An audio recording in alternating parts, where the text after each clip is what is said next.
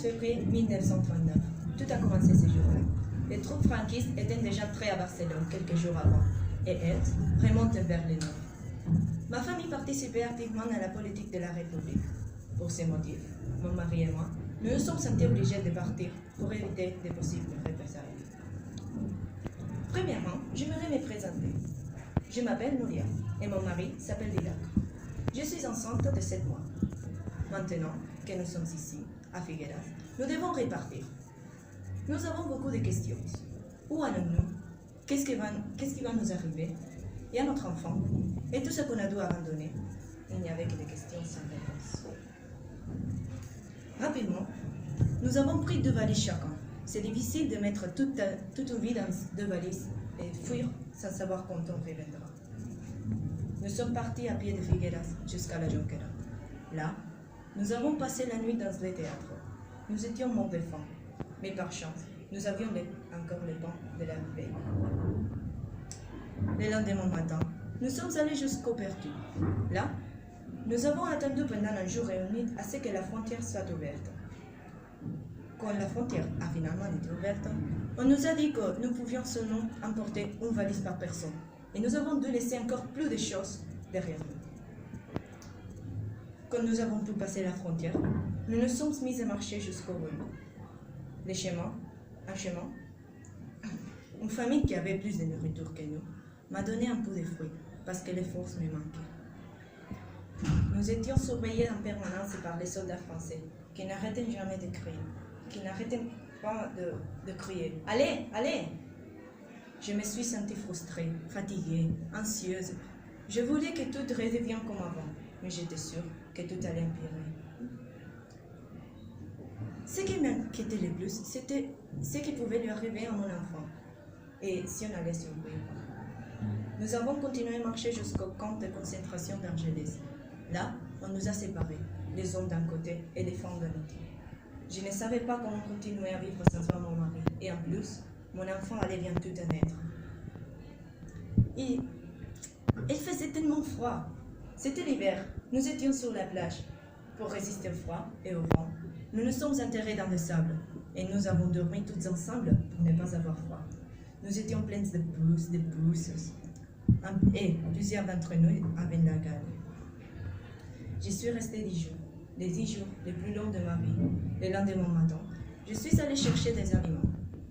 J'ai rencontré une infirmière, Elisabeth Eidenbetz, qui m'a demandé de combien de mois j'étais enceinte. Je lui ai répondu que presque 8 mois. Elle m'a demandé de l'attendre. À ce moment-là, j'étais très confuse. Je ne savais pas ce qui allait se passer. Je l'ai vu qui demandait ma fiche et mes papiers. Après, elle m'a dit « Viens avec moi ». Je suis montée dans une ambulance et ils m'ont amenée à la maternité d'elle. J'ai pris ma valise où il y avait une bougie pour avoir de la lumière et les allumettes, une peine en bois.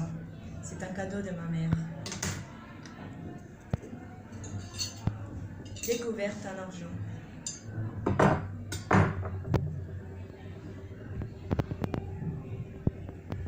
Un chemisier.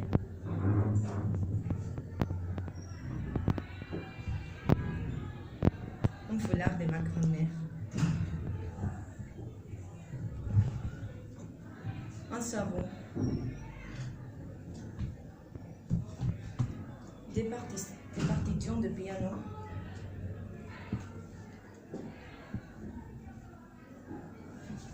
De l'argent.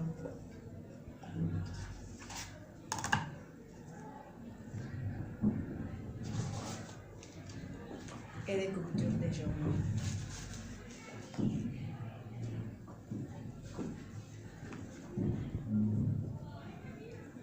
Quand nous sommes arrivés à la maternité, Elisabeth m'a expliqué pourquoi j'étais là et ce qui allait se passer pendant les premiers jours.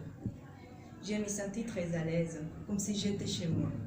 Pas seulement parce qu'elles se sont occupées très bien de moi, sinon parce que j'ai pu sentir l'odeur de linge propre. Mais à la fois, j'avais très peur. Peur de ne jamais revoir mon mari, de ce qui pouvait lui arriver. Elles m'ont lavé, elles m'ont enlevé les pouces et les bouts. Et en plus, elles se sont occupées de moi comme personne ne l'avait jamais fait. Un mois plus tard, le grand jour est arrivé. Mon fils est né. J'ai continué à n'avoir aucune nouvelle de mon mari. Je ne savais pas quel prénom donner à mon fils. Le lendemain, j'ai reçu une lettre où j'ai lu que mon mari était mort. Je me suis effondrée. J'ai beaucoup pleuré pendant des jours. Le fait de n'avoir pas pu lui dire au revoir, ni d'être avec lui, ni l'embrasser, ont fait que je m'enfonce encore plus. J'ai décidé que mon fils s'appellerait Didac comme son père. Pour remercier tout ce qu'Elisabeth a fait pour moi, j'ai pris la décision de rester à la maternité d'elle, pour aider à toutes les femmes qui vivaient la même situation que moi.